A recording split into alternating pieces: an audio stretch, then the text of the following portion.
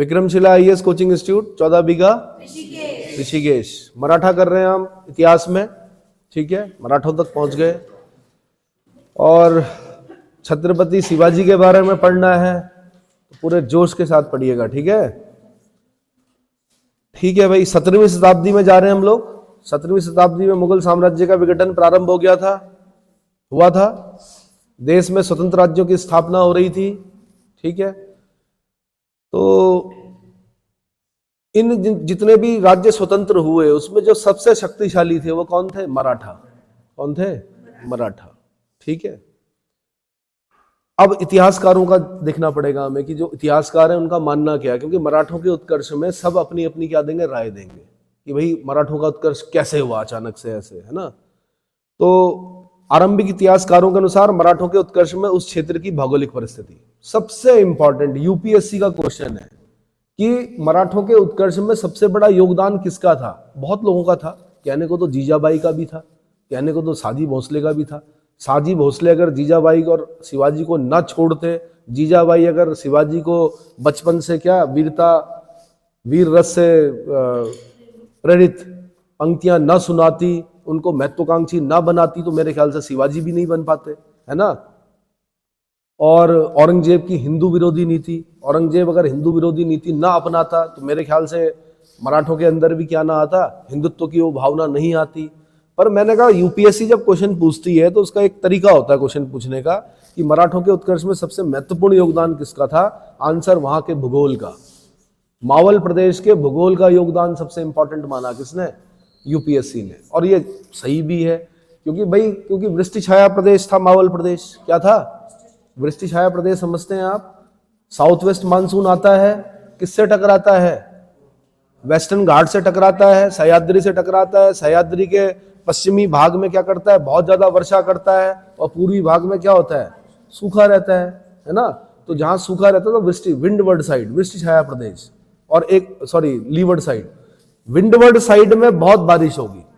जो आपका वेस्टर्न घाट है उसके बाईं तरफ क्या होगा? वर्षा होगी। ऐसी वर्षा होगी कि आप बैठे होंगे, हल्का सा एक छोटा सा झरना होगा, अचानक से ऊपर से उस झरने का आकार इतनी तेजी से बढ़ेगा कि आप उठ भी नहीं पाओगे, झरने के साथ बह जाओगे। इतनी बारिश होती है। कहाँ? वेस्टर्न घाट के विंडवर्ड साइड में। लीवर्ड साइड में हल्की फुल्की होती है लेकिन सूखा रहता है ज्यादा। मिट्टी उपजाऊ नहीं है। क्या नहीं है? मिट्टी उपजाऊ नहीं है, गारे वाली मिट्टी है, अन्न होता नहीं है, अगर होता भी थोड़ा बहुत मोटा अनाज होता है। तो फिर भूगोल क्या करता है? मनुष्य को टफ बना देता है। कैसा बनाता है? कठोर बना देता है, और उसके अंदर क्षमताएं जो होती हैं वो क्या होती हैं? ज्यादा हो जाती हैं। भाई दोआब में रहने वाले व्यक्ति और डेजर्ट में रहने वाले व्यक्ति की क्षमताओं में जमीन आसमान का अंतर होगा। जिसको 3 टाइम खाना मिल रहा होगा वो 3 टाइम अपना उगा के खा रहा होगा, लेकिन डेजर्ट में जहां खाना नहीं मिल रहा होगा वहां नमक के लिए क्या हो जाएंगे? कत्ल हो जाएंगे। जहां पानी नहीं होगा वहां पानी के लिए क्या हो जाएंगे? कत्ल होंगे। अरे एक आम बात होगी कि भाई ये अपनी बकेट लेके गए और पानी था वहां पे थोड़ा सा, बकेट भर रहे थे, लड़ाई हुई, बकेट से एक दूसरे का सिर क्या कर दिया? फोड़ दिया, उसमें से एक व्यक्ति की चली गई। ठीक है, नॉर्मल सी घटनाएं होती हैं वो। तो मैंने कहा मावल प्रदेश का भूगोल इतना कठिन था कि वहां के जो लोग थे वो क्या हो गए? बहुत टफ हो गए। और मावल प्रदेश के लोगों को की ही सेना जो थी वो उनका सहयोग लिया शिवाजी ने। अपनी सेना में जो भर्ती की है वो कौन लोग किए? मावल प्रदेश के लोग, जिन्हें आज मवाली बोलते हैं आप लोग, लेकिन क्या? मावल प्रदेश। ठीक है। औरंगजेब की हिंदू विरोधी नीति आपको पता ही है, सब लोग जानते हैं कि औरंगजेब की हिंदू विरोधी नीति कैसी थी, है ना। तो जो हिंदू विरोधी नीति थी तो क्या एक डर होता है, एक समय तक होता है, फिर एक डायलॉग है कि इतना मत डराओ कि डर ही खत्म हो जाए। क्या हो जाए? डराया डराया डराया। कब तक डरेगा आदमी? एक दिन ऐसा आएगा ना कि जब क्या करेगा वो उसका विरोध करेगा। तो बस मराठा शक्ति ने भी वही किया। क्या किया? नाक में दम करके रख दिया था मुगलों की। वो तो शिवाजी क्या हो गया कि 1680 में उनकी डेथ हो गई। अगर शिवाजी भी 1707 तक होते तो मेरे ख्याल से औरंगजेब भी ना होता। समझ में आ गया? हिंदू जागरण, हिंदू के अंदर क्या आया? जागृति आई। और ये बहुत जरूरी है भाई, हिंदू जागरण क्या है?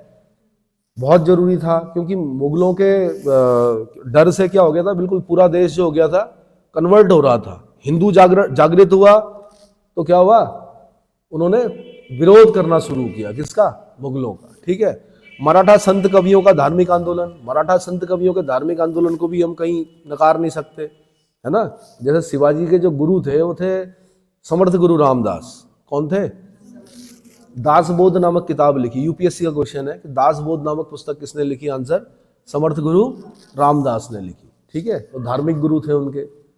और भी बहुत सारे संत थे, बहुत सारे संत हुए जिन्होंने क्या किया, भूमिका निभाई क्या करने में, हिंदू को जागृत करने में, धर्म को जागृत करने में। इतना समझ में आया? ठीक है।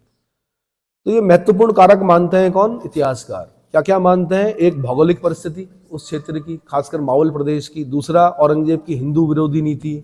तीसरा, हिंदू जागरण। चौथा, मराठा संत कवियों का धार्मिक आंदोलन। तो अब अगर मैं क्वेश्चन बनाऊंगा, माना मैं यूपीएससी का क्वेश्चन बना रहा हूं, तो मैं यही बोलूंगा कि मराठों के उत्कर्ष में निम्नलिखित में से किस किस का योगदान क्या रहा। यूपीएससी तो भौगोलिक उसको मानती है, परिस्थिति को मानती है, लेकिन मैंने कहा किस किस का, क्या किस किस का योगदान? तो उपयुक्त चारों का, यानी भौगोलिक परिस्थितियों का भी, औरंगजेब की हिंदू विरोधी नीतियों का भी, हिंदू जागरण का भी, और मराठा संत कवियों के धार्मिक आंदोलन का भी। इतना क्लियर हो गया? ठीक है। ग्रांड डफ हुए, एक बड़े विद्वान व्यक्ति हैं, बड़े अच्छी सेइंग्स कहते हैं। ये कहते हैं कि 17वीं शताब्दी के उत्तरार्ध में मराठों का उदय आकस्मिक अग्निकांड की भांति हुआ।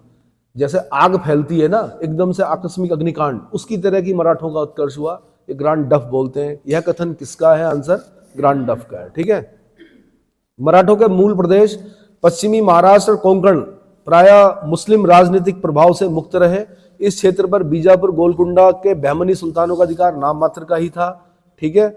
शिवाजी के उदय से पूर्व भी मराठों को प्रशासनिक और सैनिक क्षेत्रों में विशेष स्थान प्राप्त था। बहुत से मराठा सिपह सालार तथा मनसबदार के रूप में बहमनी राज्य और उसके उत्तराधिकारी बीजापुर और अहमदनगर में नौकरी करते थे। खुद शिवाजी के पिताजी करते थे भाई, बीजापुर में भी नौकरी की उन्होंने, अहमदनगर में भी नौकरी की। यूपी वालों ने क्वेश्चन पूछा कि शिवाजी के पिता शाहजी भोसले ने कहां कहां नौकरी की? आंसर बीजापुर और अहमदनगर, दोनों जगह की भाई, ठीक है। अहमदनगर में आपको पता है मलिक अंबर था एक, अभी सीनी आई मलिक अंबर, वो सिखा चुका था कि कैसे क्या करना है, मुगलों से कैसे लड़ना है। एक गुरिल्ला युद्ध पद्धति, गुरिल्ला छापामार युद्ध पद्धति भी बोलते हैं इसको। क्या बोलते हैं? छापामार युद्ध पद्धति। छापामार युद्ध पद्धति में आमने सामने की लड़ाई नहीं लड़ी जाती है। क्या करते हैं? घात लगा कर हमला करते हैं, छोटी छोटी टुकड़ियों पर हमला करते हैं। बड़ी मुगल सेना से अगर टकराएंगे तो हार जाएंगे। क्या करना है? छुपकर क्या करना है? मारना है। किसको? मुगलों को। किसने सिखाया था? मलिक अंबर ने। शिवाजी ने भी वही अडॉप्ट किया। दूसरा, मलिक अंबर ने बताया था कि रैयतवाड़ी व्यवस्था सबसे अच्छी होती है। रैयत बोलते हैं किसान प्रजा को, जिसमें बिचौलिए नहीं होते हैं। भाई कोई भी चीज महंगी कब होती है? जब बीच में बिचौलिए होते हैं। क्या होते हैं? बिचौलिए होते हैं। एडवर्टाइजमेंट को भी आप बिचौलिए के रूप में ले सकते हो। कोई भी चीज कब महंगी होती है? जब एडवर्टाइजमेंट पे खर्च करेंगे तो वो चीज महंगी हो जाएगी। जब एडवर्टाइजमेंट नहीं किया जाता तो क्या होता है? भाई कॉस्ट किस में जोड़ेंगे?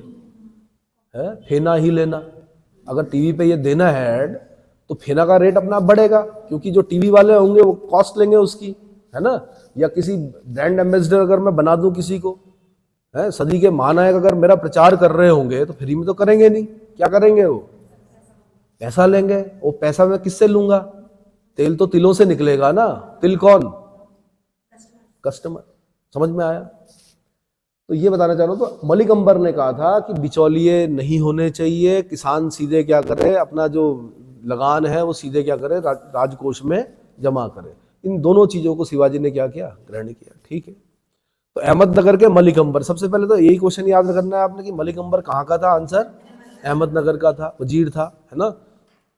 मराठों के साथ मैत्रीपूर्ण संबंध स्थापित किए, युद्ध और प्रशासन दोनों में उसकी सर्वोत्तम प्रतिभा और सहयोग का उपयोग किया। किसने? मराठों ने, ठीक है।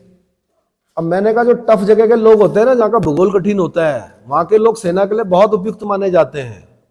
ये बच्चे उपयुक्त नहीं है, ये जो क्या माचिस लेने के लिए भी बुलेट में जाते हैं, स्कूटी में जाते हैं, ये नहीं है उपयुक्त। उपयुक्त वो हैं जो एक मतलब एक भेली लेने के लिए 10 किलोमीटर नीचे आते हैं कि भाई भेली खत्म हो गई, गुड़ खत्म हो गया, चीनी खत्म हो गई, चलो भाई नीचे बाजार जाना है, सामान लेने जाना है, पानी भरने जाना है। वो लोग क्या होंगे? टफ होंगे, है ना। अब आप लोग तो कैसे हैं?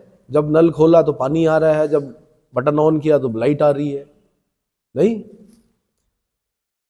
शिवाजी 1627 से 1680, छत्रपति शिवाजी, छत्रपति शिवाजी। 1627 याद रखना है और 1680 याद रखना है। कितने लंबा जीवन काल रहा है इनका? 30, 5 या 3 8, लगभग कितने साल? 53 साल। कितने? कुछ लोग 53 साल में इतना नाम कर देते हैं कि आज भी उनके नाम पर जय महाराष्ट्र, जय शिवाजी होता है। क्या होता है भाई? 53 साल में चले गए, इसको बोलते हैं जीवन। आज तक लोग क्या बोलते हैं? जय महाराष्ट्र, पहले जय शिवाजी बोलते हैं, फिर जय महाराष्ट्र बोलते हैं। आज भी बड़े बड़े पदों पर हैं लोग, लेकिन आज भी क्योंकि उनके पूर्वज किले में क्या करते थे? पहरा देते थे, तो आज भी वो लोग जाते हैं, लालटेन लेके जाते हैं रात को, शाम को, और 1 घंटा खड़े होके आते हैं वहां पर। इसको बोलते हैं क्या? सम्मान। क्या बोलते हैं? सम्मान। ठीक है। इतिहासकारों, देखो वामपंथी इतिहासकारों ने तो बहुत कुछ लिखा शिवाजी के बारे में, लेकिन शिवाजी के किलों को आप देखेंगे तो अपने आप समझ में आ जाएगा शिवाजी कौन थे। ठीक है। 1627 भाई 20 अप्रैल 1627 में पूना के निकट शिवनेर के किले में इनका जन्म हुआ। पहला क्वेश्चन, छोटे छोटे क्वेश्चन याद करते हुए चलिए कि शिवाजी का जन्म कहाँ हुआ? शिवनेर के किले में हुआ। पिताजी का नाम क्या था? साजी भोसले था। अहमदनगर, बीजापुर दोनों जगह नौकरी की थी इन्होंने। माँ का नाम क्या था? जीजाबाई था। ठीक है। साजी भोसले की दूसरी वाइफ जो थी, उनका प्रभाव ज़्यादा था साजी भोसले पर, इसलिए जीजाबाई और शिवाजी को एक छोटी सी जागीर देकर क्या हो गए? चल दिए ये। ठीक है। तो जो लालन पालन किया वो किसने किया? जीजाबाई ने किया। ठीक। और शिवाजी का अगर मतलब शिवाजी जैसा कोई व्यक्ति अगर कोई इतिहास में हमें दिखता है तो वो शेरशाह सूरी दिखता है। मैंने बताया था पहले जब शेरशाह सूरी पढ़ा रहा था, फरीद खां, उसका भी ऐसे ही था। उसकी माताजी ने उसका लालन पालन किया था, उसके पिताजी भी, उसकी माताजी और उसे छोड़कर चले गए थे एक जागीर देकर। तो इन लोगों ने क्या किया? पहले छोटी जागीर पर व्यवस्थापक के रूप में कार्य किया। जब इनकी जागीरें बढ़ती गई तो वो उसकी व्यवस्था भी बहुत अच्छे से की इन लोगों ने, क्योंकि जो एक छोटे खेत का प्रबंध कर देता है वो एक फार्म हाउस का भी प्रबंध अच्छे से कर सकता है, और एक साम्राज्य का भी क्या कर सकता है? अच्छे से कर सकता है। इतना समझ में आ गया। शिवाजी के व्यक्तित्व पर सर्वाधिक प्रभाव किसका पड़ा? आंसर उनकी माता जीजाबाई का है ना। इसीलिए बोलता हूं मैं कि जिनके जो भी अपने शिशुओं का पालन कर रहे हैं उनको क्या करें? वीर बनाए। क्या बनाए? डरपोक ना बनाए उनको बचपन से कैसी कहानियां सुनाएं? वीरता से भरी हुई कहानियां सुनाएं उनको। क्या नहीं बनाना है? डरपोक नहीं बनाना है। ठीक है। तो जीजाबाई का, और संरक्षक जो थे उनके वो कौन थे? दादाजी कोंडदेव। आपने याद रखना है, संरक्षक कौन थे? दादाजी कोंडदेव संरक्षक थे। जो उनके धार्मिक गुरु थे वो कौन थे? समर्थ गुरु रामदास। क्या लिखा उन्होंने? दास बोध नामक किताब लिखी। ये यूपी और आईएएस का क्वेश्चन है कि दास बोध नामक पुस्तक के लेखक कौन है? आंसर समर्थ गुरु रामदास। ठीक है जी। 1637 में साजी भोसले ने अपने पुत्र शिवाजी तथा पत्नी जीजाबाई सहित पूना की अपनी पैतृक जागीर की देखभाल का दायित्व बीजापुर के एक पूर्व अधिकारी और अपने विश्वास पात्र मित्र दादाजी कोंडदेव को सौंपकर खुद कहां चले गए? कर्नाटक चले गए, है ना। तो दादाजी कोंडदेव इनके संरक्षक रहे। आरंभ में शिवाजी का उद्देश्य एक स्वतंत्र राज्य की स्थापना करना था। शिवाजी ने हिंदू पद पातशाही, यहां से क्वेश्चन बनाया यूपीएससी में, हिंदू पद पातशाही, आंसर शिवाजी, अंगीकार किया। गाय ब्राह्मणों की रक्षा का व्रत लिया। क्या लिया? हिंदू धर्मोद्धारक की उपाधि ली। क्या ली? हिंदू धर्मोद्धारक की उपाधि ली। गौ ब्राह्मण प्रतिपालक की उपाधि ली। गाय और ब्राह्मण का क्या? प्रतिपाल्य के रूप में क्या करूंगा मैं? निर्वहन करूंगा अपने राजपद का, ऐसा कहा उन्होंने। और क्या कहा? हिंदू धर्मोद्धारक, हिंदू धर्म का क्या करूंगा? उद्धार करूंगा। ठीक है। शिवाजी में हिंदू धर्म की रक्षा की भावना थी, परंतु उनका मुख्य उद्देश्य राजनीतिक था। अब ये वामपंथ दिखता है यहां पर। उसका मूल उद्देश्य मराठों की बिखरी हुई शक्ति को एकत्रित करके महाराष्ट्र ने दक्षिण भारत में एक स्वतंत्र राज्य की स्थापना करना था। सर्वप्रथम शिवाजी ने 1643 में बीजापुर के सिंहगढ़ के किले पर अधिकार किया। किस पर किया? सिंहगढ़ के किले पर अधिकार किया। 1646 में उन्होंने तोरण पर अधिकार किया। पुरानी किताबें जो हैं वो तोरण बताती हैं, नई किताबें जो बता रही हैं वो क्या बता रही है? सिंहगढ़ का किला। क्या बता रही है? सिंहगढ़ के किले पर अधिकार किया। 1646 में तोरण पर अधिकार किया। 1656 में 56 तक शिवाजी ने चाकन, पुरंदर, बारामती, सूपा, तिकोना, लोहगढ़, ये सारे किले क्या कर दिए थे? अधिकार में ले लिए थे। ठीक है। 1656 में शिवाजी की महत्वपूर्ण विजय क्या थी? जावली की थी। जावली के किले को जीता उन्होंने। ठीक है। मैं डिटेल में नहीं बता रहा हूँ, हल्का हल्का बता रहा हूँ। ठीक। बाकी तो ये भी पूछता है कि जावली का किला किससे छीना, तोरण का किला किससे छीना। फिलहाल मैं ये बोल रहा हूँ कि क्रम याद करो कि सिंहगढ़, तोरण, मोटे मोटे किले याद करने। जावली, है ना, जावली एक मराठा सरदार चंद्रराव मौर्य का अधिकार में था। किसके? तो ये क्वेश्चन भी पूछा गया कि जावली का किला किससे छीना? आंसर चंद्रराव मौर्य से छीना। अप्रैल 1656 में उन्होंने रायगढ़ के किले पर अधिकार किया। तो अगर मैं क्वेश्चन बनाता तो ऐसे बनाता, सिंहगढ़, तोरण, जावली, रायगढ़। सही क्रम लगाइए। तो मैंने सही क्रम में बताया आपको कि सबसे पहले उन्होंने सिंहगढ़ को जीता, फिर तोरण को जीता, फिर वैसे तो ये भी हैं पुरंदर, बारामती, सुपा, तिकोना, लोहगढ़, पर मैं मोटे जो किले हैं वो कौन से? जावली है और रायगढ़ है। ये बड़ी विजय है इनकी, ठीक है। तो बड़ी विजयों से पूछ रहा हूं मैं। अच्छा जी, 57 में शिवाजी की पहली बार मुलाकात मुगलों से हुई। अब ये पहली बार मुगलों से कब मिले शिवाजी? 57 में मिले। देखो 27 में पैदा हो गए, 30 साल के हो गए, 30 ही के हुए, हाँ तो 37 के हो गए, 47 के हो गए, 57, 30 साल के थे तब मिले। किससे? मुगलों से, जब वह बीजापुर की तरफ से मुगलों से लड़े, ठीक है। इसी समय शिवाजी ने जुन्नार को लूटा। किसको लूटा? जुन्नार को लूटा। कुछ समय पश्चात मुगलों के उत्तराधिकार युद्ध का लाभ उठाकर उन्होंने कोंकण पर भी विजय प्राप्त कर ली। कोंकण पता है? गोवा वाला जो क्षेत्र है, ठीक है। शिवाजी के इस विस्तारवादी नीति से बीजापुर शासक सशंकित हो गया और उसने शिवाजी की शक्ति को दबाने के लिए, उन्हें कैद करने के लिए 1659 में अपना योग्य सरदार अफजल खां के नेतृत्व में एक सैनिक टुकड़ी भेजी। अफजल खां किसको भेजा? बीजापुर ने। देखो दो लोग भेजते हैं, एक तो भेजता है कौन? बीजापुर। किसको भेजता है? अफजल खां को। एक भेजता है औरंगजेब अपने मामा को। किसको? मामा का नाम शाइस्ता खां। किसको भेजता है? तो ये दो लोग आते हैं शिवाजी को मारने के लिए, है ना, लेकिन दोनों ही क्या रहते हैं? असफल रहते हैं। अब क्या होता है? अफजल खां है भाई, बहुत लंबा चौड़ा व्यक्ति, करीब 6 फुट 7 फुट का आदमी है। शिवाजी हैं थोड़ा छोटे, क्योंकि जहाँ का भूगोल कठिन होगा वहाँ का कद क्या होगा? छोटा होगा। पहाड़ी जो क्षेत्र होगा या जहाँ पर भी रहे होंगे शिवाजी, तो उनका कद क्या था? छोटा था। अफजल खान ने कहा इसको तो ऐसे ही मसल दूंगा मैं। क्या करूंगा? जब गले मिलेंगे हम पार नामक स्थान पर, प्रतापगढ़ एक जगह पड़ती है, ये तय हुआ कि भैया दोनों ने मिलना है, गले मिलेंगे, और जैसे गले मिलेंगे उनको मैं क्या कर दूंगा? चकड़ दूंगा अपनी, और क्या कर दूंगा? तोड़ दूंगा कि उनकी पसलियां, ठीक है। और तलवारबाज भी छिपा रखे थे। तलवारबाजों के नाम भी पूछता है कि शिवाजी की तरफ से कौन था तलवारबाज, और है ना, सैयद बांदा करके कुछ ऐसा पढ़ेंगे आप। अफजल खां की तरफ से भी थे और शिवाजी की तरफ से भी थे। लेकिन शिवाजी बड़े चतुर थे इस मामले में। शिवाजी की समझ में आ गया था ये तो कुछ गड़बड़ करेगा, खंजर घोपेगा, एक पीठ पे घोपेगा, है ना। तो शिवाजी ने क्या किया? बगनक, क्या किया? अंगूठी पहनी और उसमें बाघ के नाखून, क्या, और मुट्ठी बंद कर दी। चेकिंग हुई, कुछ निकला ही नहीं भाई, अंगूठी पहन रखी है, क्या पता चल रहा? दोनों तरफ से चेकिंग होनी थी ना। खंजर छुपा रखा था अफजल खान ने, लेकिन शिवाजी ने भी क्या कर रखा था? बगनक। अब क्या हुआ? दोनों गले मिले और अफजल खान ने इतनी देर में खंजर निकाला, मारने ही वाला था, शिवाजी ने अफजल खान की पीठ फाड़ दी। पीठ समझ रहे हो? बगनक ऐसा था कि ऊपर गर्दन से लेकर नीचे तक क्या कर दिया? पूरा मार दिया अफजल खान को। इसको बोलते हैं कि इंटेलिजेंस। क्या बोलते हैं? युद्ध हमेशा क्या नहीं होते?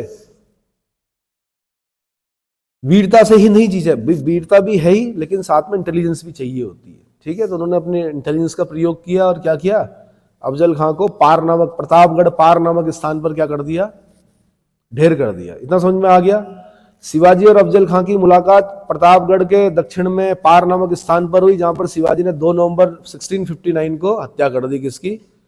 अब यार 6 फुट और 7 फुट के बीच के आदमी की हत्या कर दी तो खबर तो फैलेगी कि बीजापुर के एक बड़े सरदार की हत्या कर दी शिवाजी ने। 1660 में मुगल शासक औरंगजेब ने शाइस्ता खां को, मेरे ख्याल से मामा है ये शाइस्ता खां को शिवाजी को समाप्त करने के लिए दक्षिण का गवर्नर नियुक्त किया। शाइस्ता खां ने बीजापुर राज्य से मिलकर शिवाजी को समाप्त करने की योजना बनाई। अब होता ही है, दो शत्रु मित्र बन गए आपस में। कौन कौन? बीजापुर भी चाहते थे शिवाजी को मारना, बीजापुर भी चाहता था, औरंगजेब भी चाहता था, दोनों मिल गए, ठीक है, हो गया, योजना बनी। तो ये तो पता ही नहीं था कि शिवाजी कौन है। मैंने बताया था शिवाजी ने क्या किया? ऐसे किले में था शाइस्ता खां, शिवाजी ने वो जो बड़ी छिपकलियां होती हैं उस पर रस्सी बांधकर वो उधर ऊपर भेजी। उसके जो हाथ होते हैं वो वैक्यूम वो कर देते हैं, और उसके बाद कुछ सिपाहियों को ऊपर भेजा, फिर रस्सी से ऊपर गए और क्या कर दिया? रात में हमला किया, जब सपने देख रहा था। कौन? शाइस्ता खां। उसके हाथ की एक अंगूठा भी कट गया कि, ठीक है। अब औरंगजेब के पास गया होगा तो औरंगजेब ने कहा मामा जी आपके बस का नहीं है, आप जाओ बंगाल। कहाँ जाओ? बंगाल देखो आप, आपके बस का नहीं है शिवाजी को मारना। शिवाजी को अगर कोई हरा सकता है तो राजपूत हरा सकता है। कौन? जय सिंह। कौन हरा सकता है? तब औरंगजेब ने जय सिंह को भेजा। किसको भेजा? और जय सिंह जैसा कि था क्या, जय सिंह को भेजा तो जय सिंह ने बाध्य कर दिया शिवाजी को क्या करने के लिए? पुरंदर की संधि करने के लिए। क्या करने के लिए? पुरंदर की संधि करने के लिए। लेकिन पहले मैं बता देता हूं घटनाक्रम क्या हुआ। शाइस्ता खां के महल पर आक्रमण कर दिया। शाइस्ता खां इस अचानक आक्रमण से घबराकर भाग खड़ा हुआ। इस आक्रमण के कारण मुगल सेना में काफी क्षति पहुंची और शिवाजी की प्रतिष्ठा में वृद्धि हुई। ठीक है। 1664 में शिवाजी ने सूरत पर धावा बोल दिया। सूरत जो कि गुजरात में पड़ता है, ताप्ती नदी के किनारे है। ठीक है। यह मुगलों का एक महत्वपूर्ण किला था। उन्होंने 4 दिन तक लगातार क्या किया? नगर को लूटा। किसने? शिवाजी ने। औरंगजेब ने शाइस्ता खां को असफल होने पर शिवाजी को कुचलने के लिए आमेर के मिर्जा राजा जयसिंह को दक्षिण भेजा। मैंने कहा ना, औरंगजेब को पता था अब राजपूती क्या कर सकता है? हरा सकता है। वह बड़ी चतुर कूटनीतिज्ञ था। उसने समझ लिया था कि बीजापुर को जीतने के लिए शिवाजी से मैत्री करना आवश्यक है। क्या भाई? औरंगजेब या जयसिंह या औरंगजेब जो था वो क्यों चाह रहा था शिवाजी से मैत्री करना? क्योंकि बीजापुर को क्या करना चाह रहा था? वो कैप्चर करना चाह रहा था। मैंने आपको बताया कि बहमनी के 5 टुकड़े हुए। कौन कौन से हुए? गोलकुंडा हुआ, कुतुबशाही, बीजापुर की आदिल शाही, अहमदनगर की निजाम शाही, बरार और बीदर। बरार बीदर कमजोर थे, वो पहले ही मिल गए थे। अब ये 3 जो क्या था, मुसलमानी राज्य थे ना, इन्होंने मुगलों को भी क्या किया? परेशान किया। कौन कौन थे? बीजापुर, गोलकुंडा और अहमदनगर। अहमदनगर को शाहजहां ने अपने साम्राज्य में मिला लिया था। इस समय हम पढ़ रहे हैं औरंगजेब क्या करता है? बीजापुर और गोलकुंडा को अपने साम्राज्य में मिलाता है, लेकिन बड़ी कठिनाई से मिलाता है। दक्षिण भारत औरंगजेब के लिए कब्रिस्तान सिद्ध होता है, ये पता है ना। तो मैं ये कह रहा हूं कि बीजापुर को चाह रहा था वो कैप्चर करना, तो शिवाजी से मैत्री करना चाह रहा था। अब शिवाजी से मैत्री कैसे हो भाई? शिवाजी तो शत्रु हैं किसके? मुगलों के। तो भेजा जयसिंह को। जयसिंह ने क्या कर दिया? बाध्य कर दिया शिवाजी को पुरंदर की संधि करने के लिए। अब पुरंदर की संधि होती है 1665 में। कब होती है? 1664 में सूरत की लूट। शिवाजी 2 बार लूटते हैं भाई सूरत को। पहली लूट जो हुई 1664 में हुई। कब हुई? 64 में। और दूसरी लूट बाद में पढ़ेंगे हम, लेकिन 65 में अब जो हुई वो पुरंदर की संधि हुई। क्या हुई? पुरंदर की संधि हुई शिवाजी और जयसिंह के बीच में। जयसिंह राजपूत था, उसने कहा मैं वचन देता हूं तुम्हें मिलना पड़ेगा। किससे मिलना पड़ेगा? औरंगजेब से, है ना। तो भाई शिवाजी ने कहा मैं औरंगजेब से मिलूंगा, तुम्हें लगता है कि औरंगजेब छोड़ेगा? उसने कहा राजपूत का वचन है। तो आपको पता है कि फिर शिवाजी वहां जाते हैं, शिवाजी को यथोचित सम्मान नहीं मिलता है। औरंगजेब क्या करता है? बंद कर देता है, कैद कर देता है। कहाँ करता है कैद? जयपुर भवन में, जो कि आगरा में था।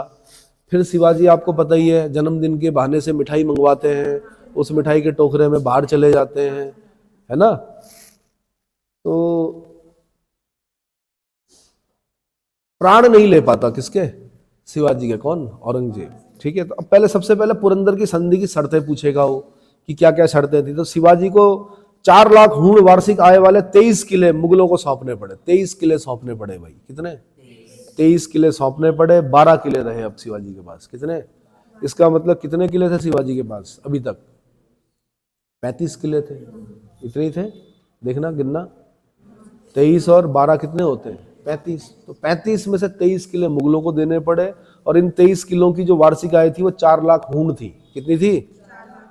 मुगलों ने शिवाजी के पुत्र संभाजी को पंचहजारी एवं उचित जागीर देना स्वीकार किया। अब आपको पता ही है संभाजी, शिवाजी के बाद जो आएगा वो संभाजी आएगा, लेकिन अभी वो आया नहीं है तो पुत्र तो है ही। तो कहा कि संभाजी को हम पंचहजारी, बहुत ऊंचा पद होता है भाई पंचहजारी, पंचहजारी का मनसब दे देंगे और जागीर देना स्वीकार किया। ठीक है जी। शिवाजी ने बीजापुर के विरुद्ध मुगलों को सैनिक सहायता देने का वायदा किया। अब जो चाह रहा था औरंगजेब वही बात हो गई। ठीक है। औरंगजेब ने इस संधि को स्वीकार कर शिवाजी के लिए फरमान और खिल्लत भेंट की। क्या की?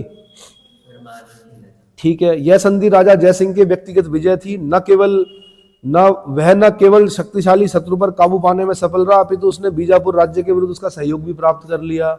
1666 में शिवाजी जयसिंह के आश्वासन पर, खास ध्यान देना, राजपूत ने आश्वासन दिया था, आश्वासन पर औरंगजेब से मिलने आगरा गए। आगरा गए पे ध्यान देना है आपने, कहां गए?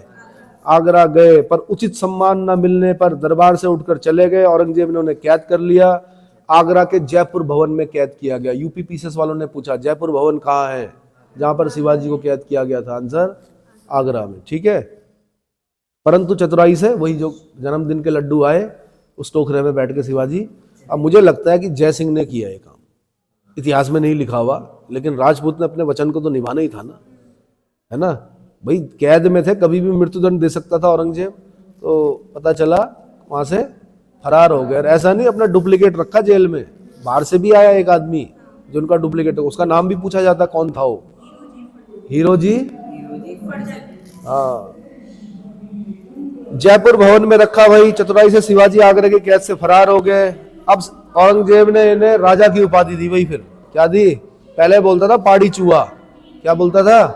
पाड़ी चूहा। अब राजा की उपाधि देनी पड़ी। कुछ दिन बाद शिवाजी ने औरंगजेब के पास पत्र भेजा कि यदि वह शिवाजी को क्षमा कर दे तो उसके पुत्र संभाजी को युवराज मुअज्जम की सेवा में भेज सकते हैं। होता ही है, राजनीतिक कुछ मजबूरियां होती हैं। औरंगजेब ने शिवाजी के समझौते को स्वीकार कर शिवाजी को राजा की उपाधि प्रदान की और पुत्र संभाजी को बरार का एक मनसब देकर जागीर दे दी, ठीक है। तो कहा तो चूहा बोलता था, पाड़ी चूहा। पाड़ी चूहा क्यों बोलता था? क्योंकि शिवाजी के किले के अंदर ही अंदर सुरंगें थी भाई। आज वो कुंजापुरी में है, जब तक मुगलों ने घेरा डाला तब तक वो चंद्रबदनी निकल गए। चंद्रबदनी का घेरा डाला तो पता चला वो कहाँ निकल गए? सुरकंडा बोल तो दिया मैंने।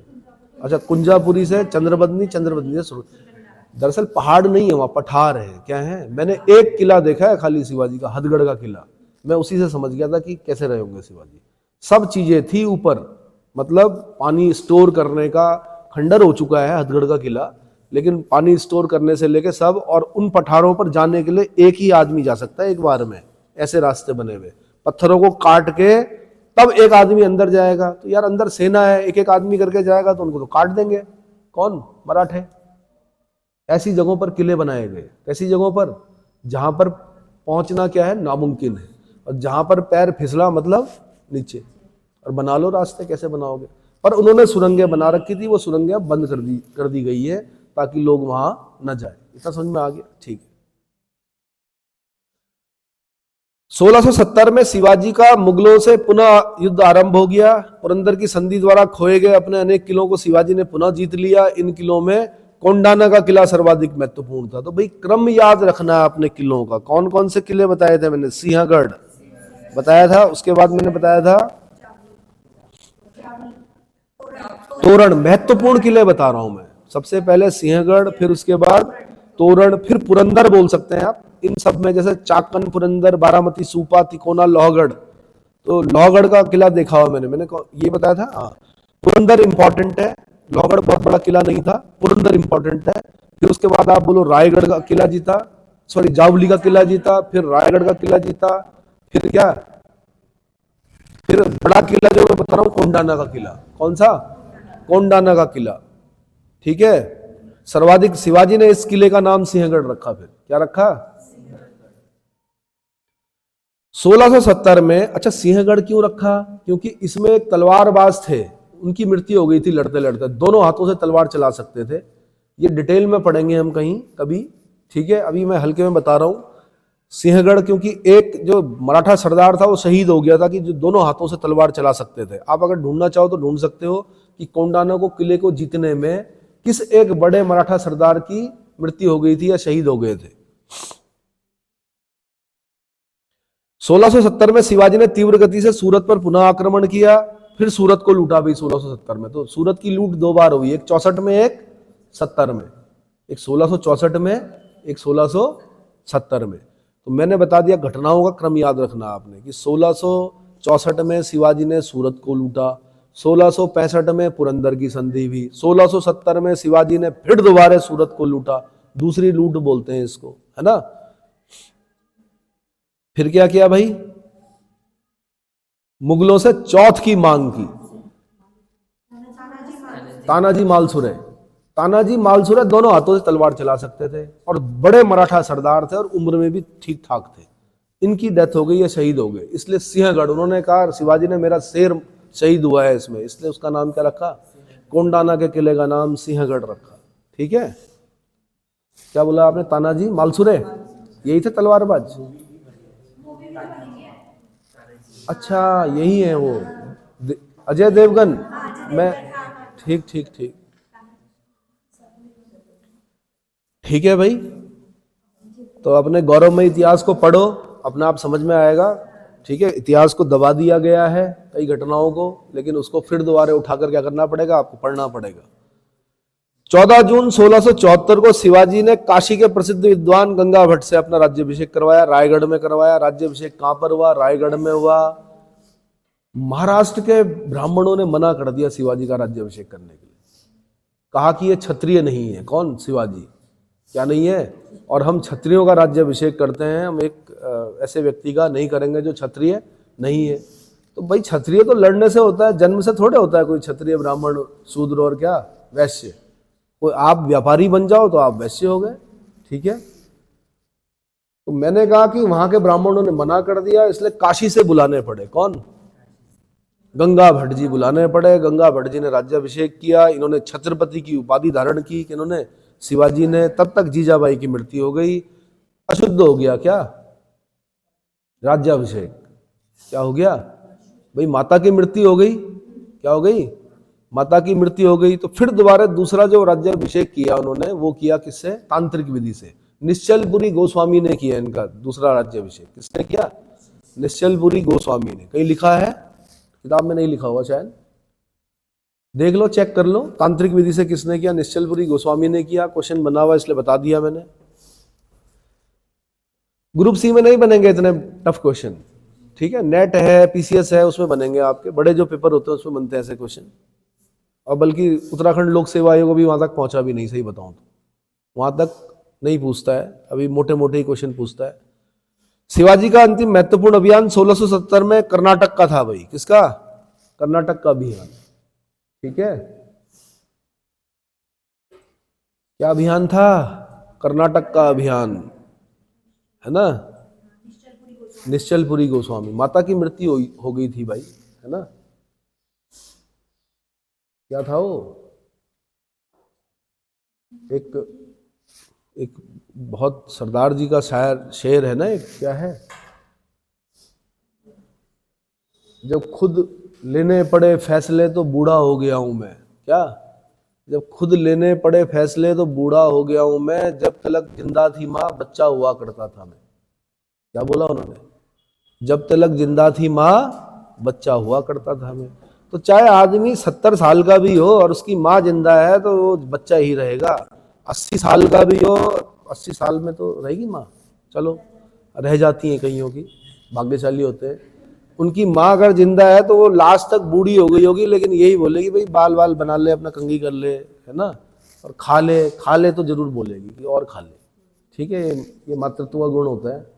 उसके बाद बोलता है कि क्या, जब तलक जिंदा थी माँ बच्चा हुआ करता था। ऐसे शिवाजी का भी हुआ, भी ज्यादा लंबा नहीं जी पाए। उसके बाद जीजाबाई चली गई 1674 में, और उसके बाद 1680 में शिवाजी भी चले गए। चलो, कर्नाटक अभियान था 1677 में। इस अभियान का मुख्य उद्देश्य बीजापुर के आदिलशाही राज्य पर अधिकार करना था। इसके लिए उन्होंने गोलकुंडा के 2 ब्राह्मण मंत्री, मदन्ना अखन्ना, भाई मदन्ना अखन्ना, गोलकुंडा याद रखना, यूपीएससी ने क्वेश्चन पूछा, मदन्ना और अखन्ना कहाँ के जो मंत्री थे, आंसर गोलकुंडा के मंत्री थे। के माध्यम से गोलकुंडा के सुल्तान के साथ एक गुप्त संधि कर ली। इस अभियान में शिवाजी ने जिंजी, मदुरई, वेल्लूर आदि तथा कर्नाटक और तमिलनाडु के लगभग 100 किलों को जीत लिया। जिंजी को उन्होंने अपने इस भाग की राजधानी बनाया। किस भाग की, दक्षिणी भाग की। दक्षिणी भाग की राजधानी किसको बनाया, जिंजी को बनाया। ठीक है, शिवाजी का संघर्ष जंजीरा टापू पर रहने वाले अबिसिनियाई सीदियों से भी हुआ। सीदियों पर अधिकार करने के लिए उन्होंने नौसेना का निर्माण किया, परंतु वह पुर्तगालियों से गोवा और सीदियों से चौल और जंजीरा को न छीन सके। क्या न छीन सके, ये कुछ लोग ऐसे थे, जैसे सीधी लोग बोल रहा हूं ना मैं, अबिसिनियाई सीधी जो लोग, ये मैंने कहा इनका जो होल्ड था वो किस पर? नौ, जो बड़े बड़े जहाज होते हैं उन पर बहुत अच्छा वो था, मतलब नौसैनिक अच्छे क्या हो सकते थे ये, अच्छे नौसैनिक थे ये क्या, अबिसिनियाई सीधी। तो मैंने कहा एक तो आपने जंजीरा याद रखना, जंजीरा टापू, जंजीरा टापू में कौन रहते थे? अबिसिनियाई सीधी रहते थे। सीधियों पर अधिकार करने के लिए नौसेना को अभी निर्माण किया, बल्कि नौसैनिक अड्डा पूछा एक बार यूपी वालों ने कि कोलाबा कहाँ था इनका नौसैनिक अड्डा? जरा देखो शिवाजी का नौसैनिक अड्डा कहाँ था? कोलाबा में था। हाँ कोलाबा में, ठीक है। पुर्तगालियों से गोवा नहीं छीन सके भाई, देखो ना अल्बुकर्क ने कब छीन लिया गोवा? 1510 में छीन लिया। कब? 1510 में। शिवाजी भी नहीं छीन पाए पुर्तगालियों से गोवा। गोवा कब हुआ? 1961 में जाके आजाद हुआ। कब हुआ है ना, याद आ रहा है? हाँ 1961 में क्या हुआ? गोवा स्वतंत्र हुआ पुर्तगालियों से। उसके बाद 56वां संविधान संशोधन बाद में करना पड़ा, तब जाके हमने उसको राज्य बनाया। पहले यूटी बना हो गोवा, क्या बना? Union territory. Goa, Daman and Diu, Dadar Nagar Haveli सब पुर्तगाली थे यहाँ। पुर्तगालियों से गोवा नहीं छीन सके, सीधियों से चौल और जंजीरा को नहीं छीन सके। सीधी पहले अहमदनगर के आधिपत्य को मानते थे, परंतु 1636 के पश्चात बीजापुर की अधीनता में आ गए थे। किसमें आ गए थे? अहमदनगर को साम्राज्य में मिला लिया था शाहजहां ने, तो भाई कहां जाते सीधी भी, तो कहां चले गए हो? बीजापुर। अब क्योंकि बीजापुर गोलकुंडा अब औरंगजेब मिलाएगा। कौन मिलाएगा? मुगल साम्राज्य में बीजापुर। गो भी याद रखना, बीगो, है ना। शिवाजी के लिए जंजीरा को जीतना अपने कोंकण प्रदेश की रक्षा के लिए आवश्यक था। अगर कोंकण की रक्षा करनी है तो शिवाजी समझ गए थे कि जंजीरा को जीतना क्या है, बहुत जरूरी है। लेकिन हुआ क्या, 1669 में शिवाजी ने दरिया सारंग के नेतृत्व में अपने जल बेड़े को जंजीरा पर आक्रमण करने के लिए भेजा। जो इनका नौसेना का जो बड़ा वो था वो कौन था? दरिया सारंग। शिवाजी की तरफ से कौन था? दरिया सारंग। लेकिन हुआ क्या, आक्रमण किया किस पर? और थोड़ी बहुत सफलता भी प्राप्त की, किस पर? ये सीधियों पर। शिवाजी का स्थायी जलबेड़ा कोलाबा में था। कहां था? यहां से क्वेश्चन बनाया यूपी वालों ने, कहां था? कोलाबा में। हाँ ये याद करना आपने। खाफी खां लिखता है शिवाजी लुटेरा और अलाउद्दीन या तैमूर लंग का हिंदू संस्करण था। किसका था? कि खाफी खां लिखता है शिवाजी लुटेरा अथवा अलाउद्दीन या तैमूर लंग का हिंदू संस्करण था। पुलिसिया क्या था? तांबे का सिक्का था। क्या था? शिवाजी के पास कितने किले थे? 240 किले थे। कहा तो उस समय 35 थे, बाद में जीतते जीतते 240 किले हो गए थे। किसके? शिवाजी के। पुलिसिया क्या था? एक बार क्वेश्चन बना, तांबे का सिक्का था। अपने अंतिम समय में शिवाजी ने एक बार फिर बीजापुर को मुगलों के विरुद्ध सहायता दी। 12 अप्रैल 1680 को उनकी मृत्यु हो गई। मैं शिवाजी को हिंदू प्रजाति का अंतिम रचनात्मक प्रतिभा संपन्न व्यक्ति और राष्ट्र निर्माता मानता हूं। कौन कहते हैं? जदुनाथ सरकार कहते हैं। क्या कहते हैं? मैं शिवाजी को हिंदू प्रजाति का अंतिम रचनात्मक प्रतिभा संपन्न व्यक्ति और राष्ट्र निर्माता मानता हूं। यह कथन किसका है? आंसर जदुनाथ सरकार का। इतना क्लियर हो गया? ठीक है। अब पढ़ना भाई हमने शिवाजी का प्रशासन। क्या पढ़ना है? कितने मिनट का बना भाई? प्रशासन बड़ा है।